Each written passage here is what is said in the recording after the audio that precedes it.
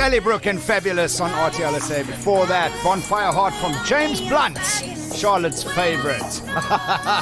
Right, it's Monday Madness, babies. That's what it is. Let's see if we've got Dave on the line just on the other side of this. Monday Madness. Dave, are you there? No, you gotta turn your microphone on. There we go. I think we're gonna win this battle. Wait. There we go. That? Dave, you know what? I hear you clearly now. Whatever you did worked. You see, radio DJs know they break things. Yes. Technicians hate radio DJs because we break things. and they just thought it was because of our timekeeping. Dave, welcome. I'm just gonna plug something in here. Hang on a sec. Okay. Can you hear me now? Yeah, I can hear you. It always works better when it's plugged in. Great. And now I've got you through my speakers as well, so it's all cool. Good to see you, man. Dave, so good to see you as well. Welcome to RTLSA, and thank you for agreeing to do it. We spoke about this a little while back, and obviously you had to ask the appropriate people and make everything work, and obviously you did, and thank you so much for doing that. It's an absolute privilege to have you on the first Monday Madness of 2021. How was your festive season? Oh, right. Sure, like everybody else, I suppose, sort of restricted, really, in these uncertain times. But you know what? You've got to stay positive, or maybe that's the wrong term to use right now. You've got to stay positive and just move forward. And sadly, people are letting COVID-19 rule their lives.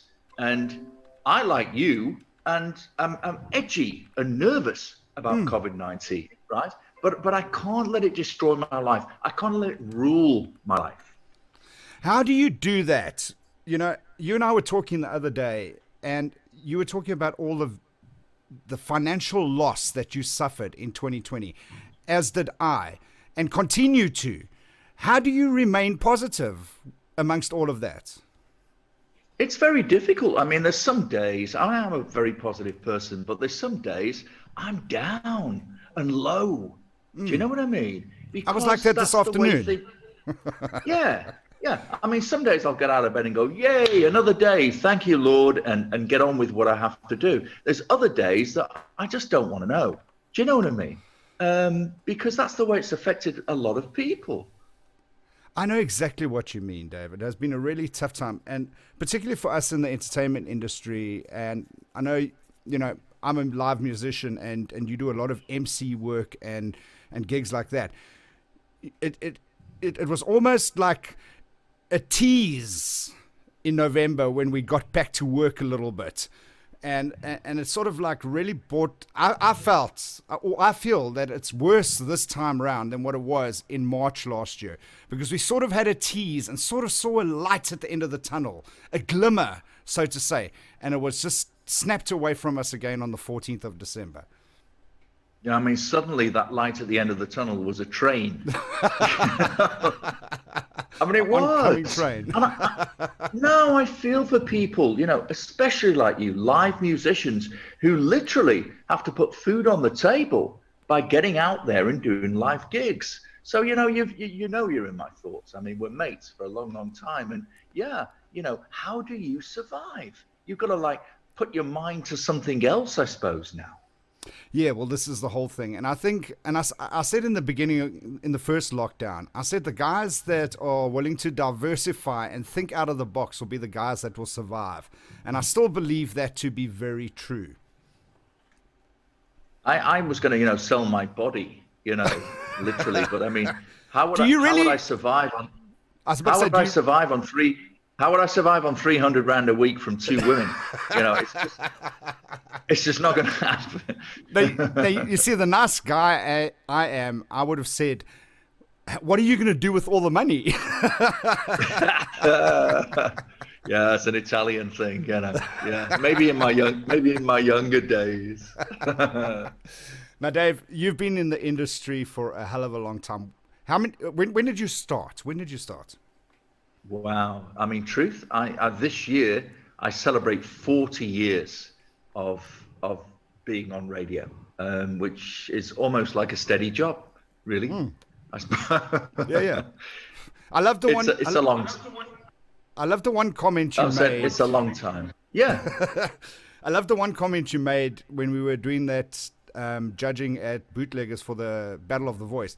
And you said something, maybe you can just refresh my memory, where you said something about getting a real job and not being a entertainer or something like that. What was that line you used? It was hilarious. Can you Well, remember?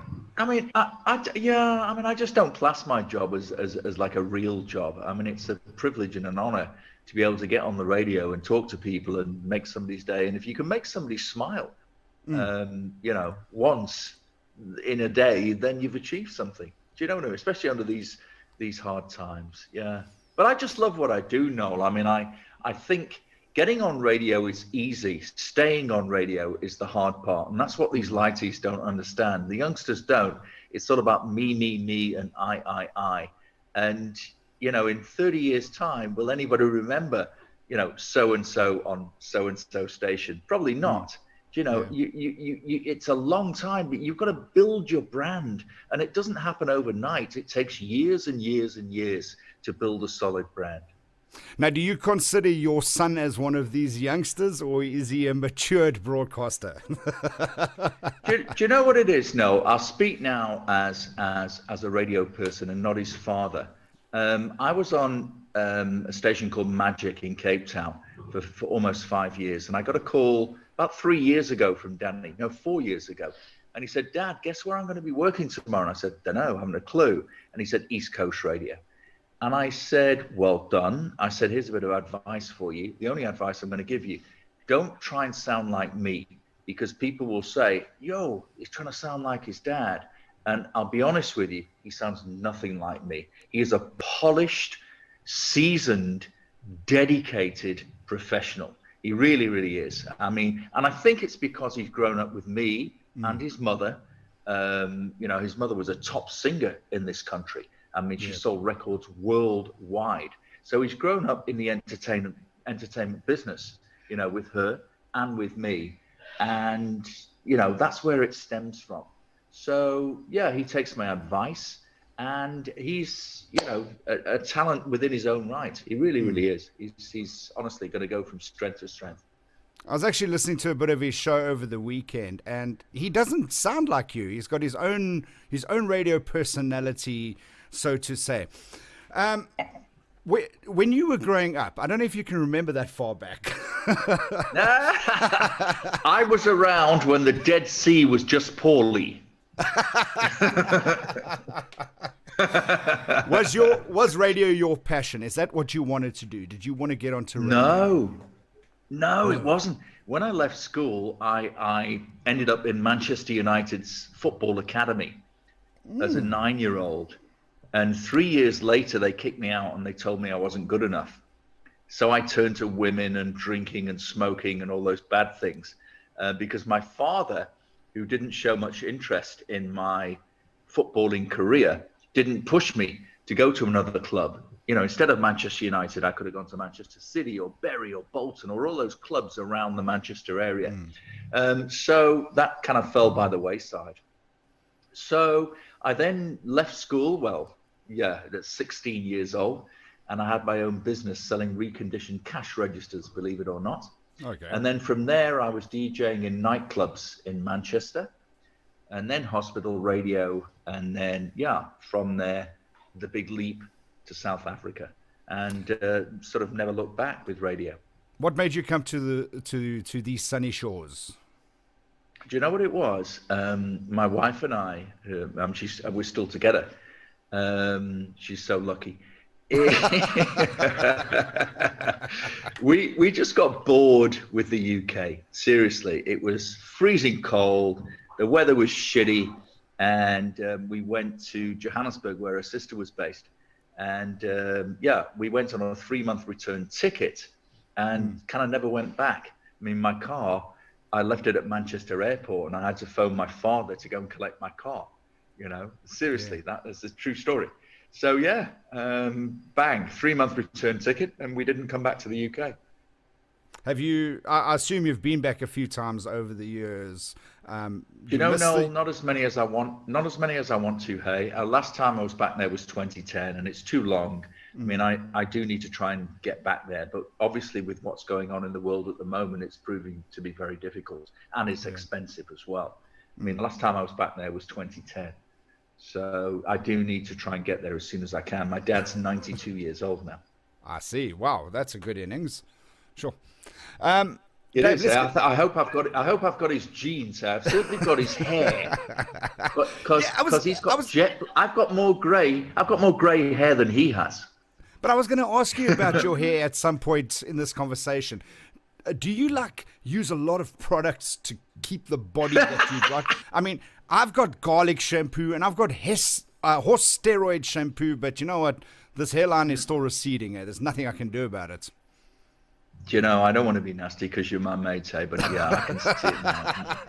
You are receding at a very fast rate. I have been since 18. I just think I'm blessed. I mean, and like people say, they go, Dave, do you dye your hair? And I go, no. And they go, yes, you do. And I go, fuck off, I don't. I actually don't. I mean, like I used to put blonde highlights in my hair, but I don't anymore because number one, I can't afford them, and number two, I can't be bothered. So what you see is it's all real, honestly. I would have gone with I can't be bothered and just left it there. Because for me that's a good enough reason to not do it. It's too expensive. Although I do have a hairdresser. I have a sponsored hairdresser. Yes, I do. Carmony at Rolf Offerman Hairdressing in Westville. What a shameless punt that was. Exactly. Yeah, gotcha. Just wait till the others come up later. Now, Dave, I want to get really serious for a second over here. Did you manage to catch the address tonight? Yeah, take this sip. Yes. No, I did. I did. And truth, I thought we got off the hook really, really lightly. Honestly. Did you think I truthfully did. I thought he was going to ban your cigarettes because I know you're a smoker. I knew the booze ban was going to stay. I thought he'd stop interprovincial travel, and I thought he'd probably go to level 4 at least, but he didn't. Because they've proven Noel, that lockdowns do not work. They just kind of put the virus on hold. They don't work. And do you feel that it's been, or that's been the fault the whole way through from the 26th of March 2020, that we've just gone about this the wrong way? I feel sorry for Cyril Ramaphosa. I do, because he's a puppet, because he is controlled by the people above him, and he's told to say what he has to say. But I don't think anybody knows, Noel, worldwide, how to treat and how to deal with this virus. Look at the UK. I mean, 70,000 cases in one day. I mean, I fear for my family overseas. It's ridiculous. I mean, nearly 90,000 deaths in the UK. Forget the UK. On my show this morning, I covered the US, and we were talking about almost 300,000 new infections on Friday in the US. It's horrific. I know, it's crazy. And yet and Trump's playing golf, and right-wing people are invading, the Capitol building with no masks. I just don't get it. I don't get it. You would expect more from a first world country, a superpower, so to say, a leader, a country. You would expect a bit more from them, wouldn't you? What a legacy that Trump has left behind, eh? Honestly. I heard that of all the things he misses most, he misses his mind. More than anything. Well, he certainly missed the plot. You know what it is, Noel, with him? I used to not like him per se, but I used to listen to everything that he did, because he was always going to say something that would cause a commotion. Do you know what I mean? Yeah. Now, he's a complete tosser, an absolute tosser. I'm sorry. Well, there's a very big chance that he's going to be impeached for the second time tomorrow. And there's no coming back from that one. I think it must be. He would be the only president in history to be impeached twice. That's right. Yeah. You know, I mean, they're scared of him. They're scared of him pressing that button and goodbye Iran. But I mean, it doesn't work that way. He can't walk in a room and just press a red button. Blow up people. Of course. I mean, there's more people involved than that. But, they are scared of his mind. Some people say that he's actually senile and he's lost his mind and he's got dementia. They do. But you know what is interesting? And I think what a lot of people are concerned about, and if I can just take a second here to get the name. Lisa Montgomery in the United States is due to receive the death penalty tomorrow on the 12th. And what did she do? She murdered someone and stole their baby and claimed the baby to be hers. But this was many years ago. And she was sentenced to death by lethal injection, and the day is tomorrow. And I think what a lot of people are concerned about, because Trump is the only one that can pardon her or someone like her. And there's, for example, between now and the end of his term next week, there's 3 people on death row that are set to be put down, so to say. So I think that's what a lot of the problem is, and I'm just using that as an example. A lot of people are just not necessarily scared about him pressing the red button to blow up Iran, but they're a little bit worried about him like doing things like that, and just because he can, throwing out a pardon here and a pardon there and things like that. Yeah. So I'm a little bit concerned, I won't lie. You know what's sad for me is that he'll be the first president ever not to go to the inauguration of the new president. I think that's absolutely disgraceful. He's acting like a spoiled child. But you know, here's the thing. I think that this should have happened 3 years ago, or at least when he was impeached for the first time. He shouldn't have won his appeal. They should have let him go back then. Do you think that had he gone in December 2019, when he was impeached the first time, how different would the USA have been today under Mike Pence, for example? I'm not sure, because coronavirus would have come into play. Do you know what I mean? So there's the thing. I feel sorry for every president that's got to deal with this pandemic. I don't think... Yes, of course. You can't blame the individual presidents of a country. You can't. They're controlled by the Coronavirus Command Council, of course. You know, I mean, his speech tonight, he didn't write that, our president. Of course he didn't. So I feel sorry for him. I feel sorry for him in many ways. I do. Yeah, it's interesting times in this country, and it's going to be very interesting in the next 24 hours in the United States. But coming closer to home now, you know, do you think, and I covered it in my show yesterday as well, do you think that our vaccine rollout strategy, as put forward by Guselli last week and reiterated by Cyril Ramaphosa tonight, do you think it's an ambitious strategy, or do you think it's doable? 40 million doses before the end of the year. I'm very scared, because the UK are battling, you know, and with respect, first world country, you know what I mean?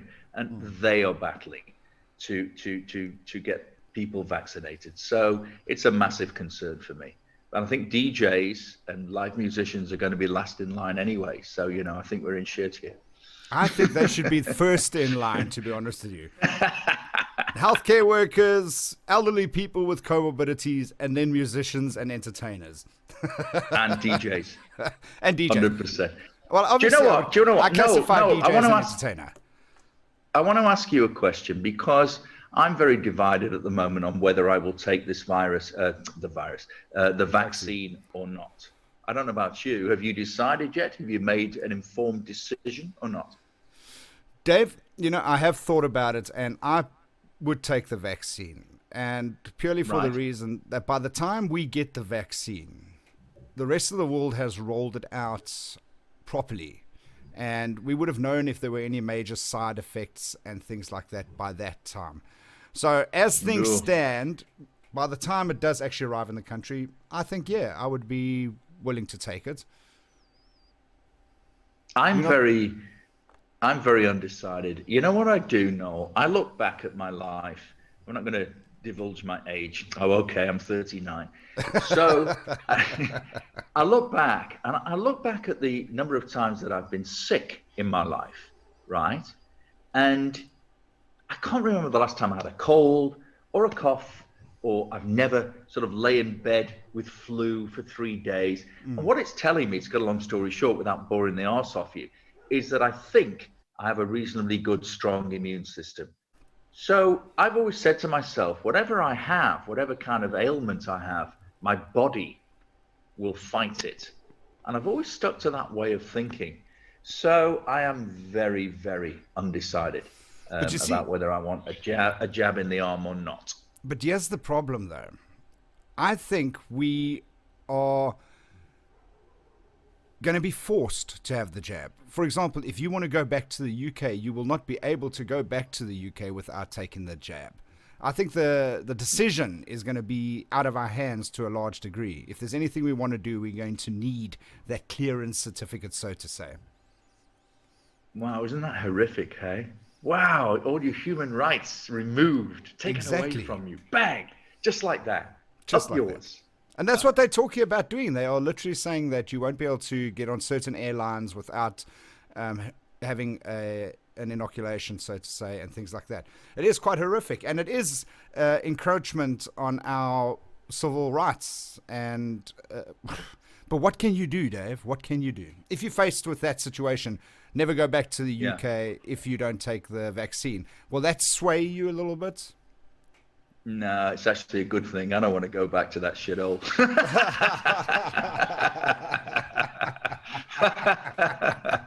I don't blame you. Tomorrow night, when I win the 50 million rand in Powerball, none of this will matter anyway. Do you know what I mean? Buy yourself an island and go live there on your own. Exactly. I'll buy myself a small little island and it's like, screw the world, basically. Now, Dave, in your career, you've met some really interesting people. You know, just going through your Facebook profile, there's photos. Oh my goodness! Who's your favorite? Who's your favorite that you've managed to shake hands with? Sure, more than shake hands. I've become close to many, many people. I mean, Mandela and I became really good friends. I mean, my profile pic, as you've seen, I've never changed it because you can't really get better than that. Do you know what I mean? And shall I tell you the story of how we met, him and I? Please do. Go ahead. Okay, just very quickly. There was a nightclub in Durban, you might remember, called the Throb nightclub. And after a matric, what do you call it, outing or rage or whatever, there was a fire in this Throb nightclub in Durban, and kids were burnt to death in this club. It's horrific, right? So they decided to razor the building down to the ground and build a community center, right, to put things right. And on that day, Mandela was there to turn the sod, and I was the MC for the event, and I'd never met him until that point. Anyway, he did what he did, and I did what I did, and then there was a marquee for lunch. So I walked in there, and there was name tags on the table, and I saw Dave Guselli. So I thought, yep, that's me. So I looked to my right, and next to me, it said Nelson Mandela. And in walked the man. Now, some people say, oh, how can you like a terrorist? He was a terrorist, blah, blah, blah, blah. Anyway, that aside, let me tell you, this man stopped civil war in this country. So anyway, we sat and we had lunch, and we chatted for a whole hour, literally about everything. And I have the most enormous respect for this man. And we became friends, and I had his cell number, and we talked, and yeah. So Mandela, I think, is top of the pile. I met so many people, Noel. I mean, Lionel Richie became a good friend. Celine Dion. Just to name a few. George Benson. I mean, Michael Jackson. I mean, it's crazy when I look back and think of the people that I've introduced on stage, you know, in Durban and in Cape Town. Because I did a stint on radio in Cape Town, if you want to talk about that later, maybe, or whatever, for 5 years. So I introduced quite a good few many people at the Grand West Casino in Cape Town. But yeah, Michael Jackson, Janet Jackson, Elton John, Celine Dion. I mean, the list just goes on and You on. tell But Lionel Richie was one of the most beautiful people I met. He was such a nice guy. We chatted backstage for about an hour before he went on stage. You tell a funny story about Tina Turner when you announced her here in Oh, Durban. right. Do you know what it is? It was, yeah, I mean, wow. I introduced her at Kings Park Stadium in Durban, and it was pouring down. I mean, literally pouring down. So I got soaked, but I didn't care. She came on stage and she did the gig for 2 hours holding, you're a sound man, Noel. She was holding a lead mic, right? And there was thunder and lightning crashing down on the stage. And I was just waiting for this poor woman to be zapped by lightning. And she didn't care, man. She just got on with the gig and she just sang her heart out for 2 hours. She was wonderful. Very nice lady. I think if she was zapped by lightning, I don't think it would have affected her hair at all. No, it was like her hair was like an explosion in a mattress factory. Do you know? Now you're a But big she was a lovely. you're a big Man United supporter, and we now know why. Do you get ragged Why? a lot for that? Well, no. I mean, yeah, from Liverpool fans, of course. Yeah. But I mean, I started going to my dad's house is 2 kilometers from United's ground, and he still lives in that same house.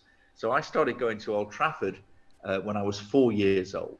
So, of course, I'm Man United through and through. That will never, ever change. Whatever. I mean, South African people and fans are fickle. As soon as their club starts losing, they change their affiliation to somebody else. Do you know what I'm saying to you? But that's bullshit. You don't do that. If you support your team, you stick with them through thick and thin. 100%. That's why I support the Lions in rugby. Thick and thin. What, you're not a Shark supporter? How I dare am. you? I support the Sharks against everybody except the Lions. All right, I'll let you off. It's funny when I was in Cape Town, I used to go to a restaurant there called Villaggio's, and Sia Colisi was a regular there. And let me tell you, this boy can party. And he tried to convince me. I became friends with him, and he tried to convince me to support Western Province. And I said, it's never ever going to happen. Have you heard the latest? It looks like he's coming. I think he's going to the Sharks. He's coming to Durban. Yeah. So of course, man. I wonder if he's going to change his allegiance now, or is he going to stay a closet Stormers person for life? He's a lovely guy, but if I see that advert on TV about DSTV and the Explorer anymore, I'm going to throw myself off the building of East Coast Radio tomorrow. It's enough now. Stop it. What is one of your favorite moments on radio? And I know there's probably been many, so it doesn't matter what station was, but there's got to be a time that stands out for you sitting in studio and either something funny happened or something beautiful happened. Have you got any of those moments that like literally stand out? Yeah, no, probably the greatest ever thing that I did on radio was I was with Capital Radio 604, and there was a young girl who needed a serious operation, and the only place you could get it was in the United States of America, right? She had a tumor on her brain. And I said, you know what?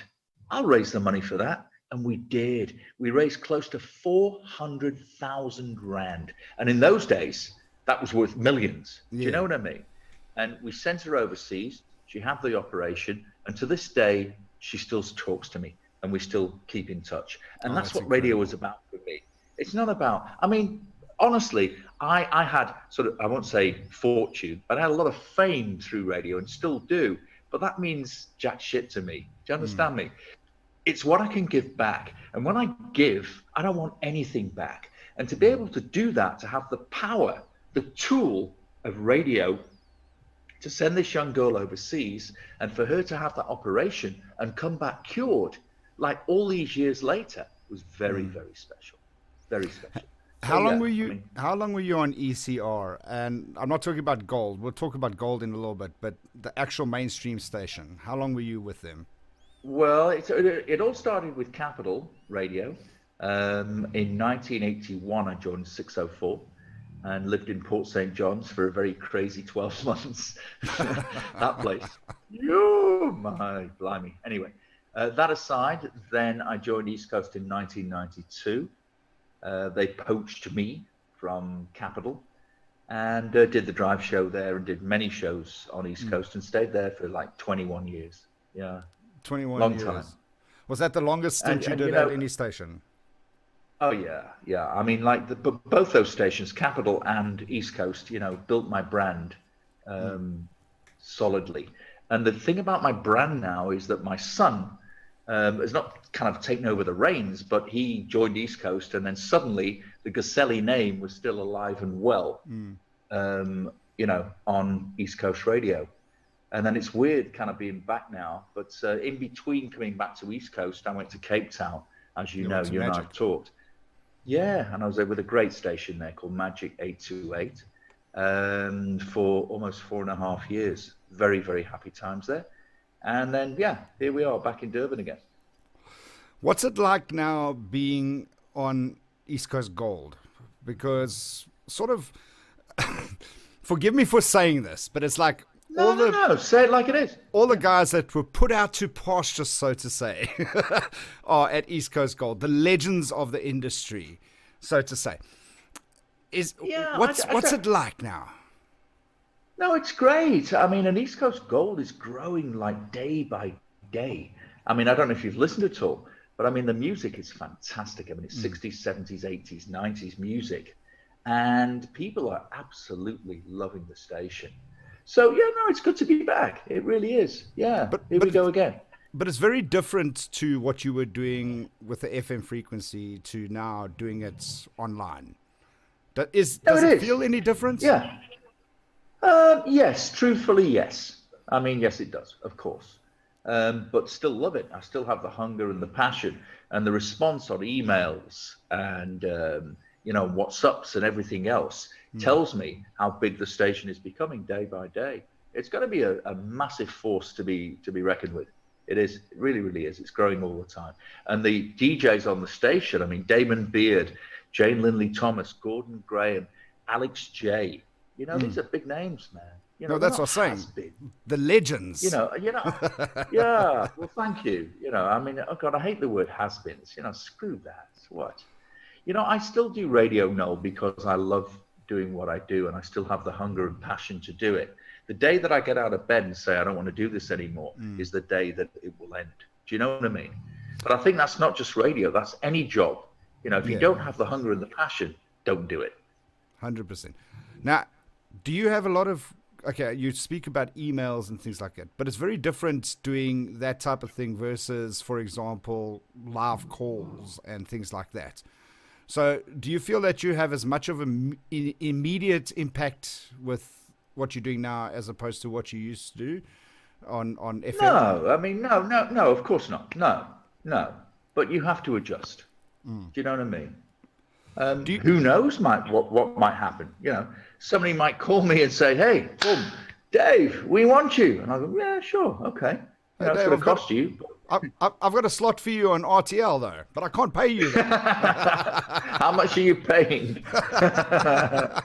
I make a mean cup of coffee. Just wait till you get the bill for this tonight. Do you see the industry moving more in an online direction rather than an FM direction? Well, the thing is, FM stations are all online anyway, right? So, somebody listening to Magic in Cape Town, on medium wave, which they are on, just can listen to the app and listen to it online anyway. Do you see what I mean? So every station, whatever frequency they're on, worldwide, you can listen to them online. I mean, I listen to Capital Radio in London and Virgin in London and Magic in London. I mean, these are shit hot stations. Do you know what I mean? Yeah. Honestly. So yeah, I don't think it makes any difference really. And especially with the lockdown as well, people started to do a lot more online than they ever did. If you could give a youngster some advice, and I know obviously you've shared some advice with your son, but someone who's now lying in bed every night dreaming of being a broadcaster, You'd probably tell him not to do it. I'd say, make your mother and father proud, get a real job, be a doctor or a lawyer. You know, Danny's mother wanted him to be a plastic surgeon. Do you know what I mean? Yeah. So, Is she proud? no, I'm joking. I'm joking. No, the thing is, I'm incredibly proud of him, Noel, because he loves what he does, and he's shit hot at what he does as well. He's good. He really is good, and he loves it. He loves, going to the radio station and doing those radio shows. Yeah, I've done a few gigs with him as well, and his energy that he brings into the room is like something else, something totally different. Thank you. Do you know what's special about this child? Listen to me calling him a child. Is his humility. He's so humble, Noel. Yeah. He's a beautiful human being, and he's humble, and the whole radio fame and surrounded by women and all those things that go with it. He's just not interested at all. He's very, very humble and down to earth. And I think, as he grew up as a young boy with his mum singing and me being a DJ, I'd take him to schools in rural areas with no roofs on the school, and they'd shit in holes in the ground outside. Do you understand me? And I'd take him to East Coast Radio's Toy Story to meet dying children, to give them presents at Christmas time. So it gave him a huge amount of perspective. Does that make sense to you? Absolutely. So that's what he's grown up with. Do you know what I mean? And I think that's what's made him, part of it, the person he is today. He really is a beautiful boy. So coming back to that advice that you'd give to a youngster, get a real job. No, follow your dreams. No, you know what? No, especially now as well with this COVID. I mean, you look reasonably healthy, except for the fact that, you're a bit chubby and you smoke. But besides that, you never know if you get this bloody damn disease, how it's going to affect you. So, when I do school talks, kids say to me, you only live once. And I go, no, you don't. You only die once. So live every day as though it shall last. And I say to kids, don't look back at your life when you're 75 years old and go, was that it? Try as many, many things as you possibly can. It doesn't matter whether you achieve them or not. It's whether you tried it or not. Do you know what I mean? So if I died tomorrow, God forbid I don't, but I've had a very full life. I've done good things. I've done bad things. Some things I'll take to my grave, but that's a whole complete other story. But do you know what I mean? This is one life, eh? It's one life. Absolutely. Now, Dave, where can people catch you on East Coast Gold? It's dead easy. All you do is go to the East Coast Radio website, which is ecr.co.za, and you click on Listen to East Coast Gold. Boom. And I do Monday to Friday between 5 and 9. And I do the Saturday breakfast show between 6 and 10, which is like the middle of the night for me. That's the time I start prepping for my show. I need like 17 cups of coffee at least to wake up. Dave, it's been an absolute pleasure having you on the show. Thank you for making the time. And I'm so glad that we finally got the technical sorted out so we could spend time together on air today. And did we talk for nearly an hour? Yeah. Actually, by the time we got on was just after 9, and we are still talking without a music break. Time flies when you're having fun. And can I just say something? Let me tell you, I worked with Noel at Bootleggers in Hillcrest. We had a singing competition there. Over I think it was 5 weeks, wasn't it? 5 weeks, yeah. I think it was 5 weeks, and you were an absolute star. I seriously, I don't do Mickey Mouse, and for me to arrive at the gig and all the sound was set up, and you were just so accommodating with me, and I salute you for that. I really do. You're a complete professional. Honestly. I hope you know that I'm going to cut that up into a promo, and I'm going to make it like my Facebook page. That's going to header on my page.